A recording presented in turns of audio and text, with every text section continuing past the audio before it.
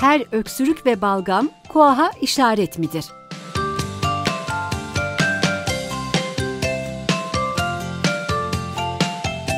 Öksürük ve balgam çıkarma şikayetleri KOAH dışında birçok akciğer hastalığında görülebilir.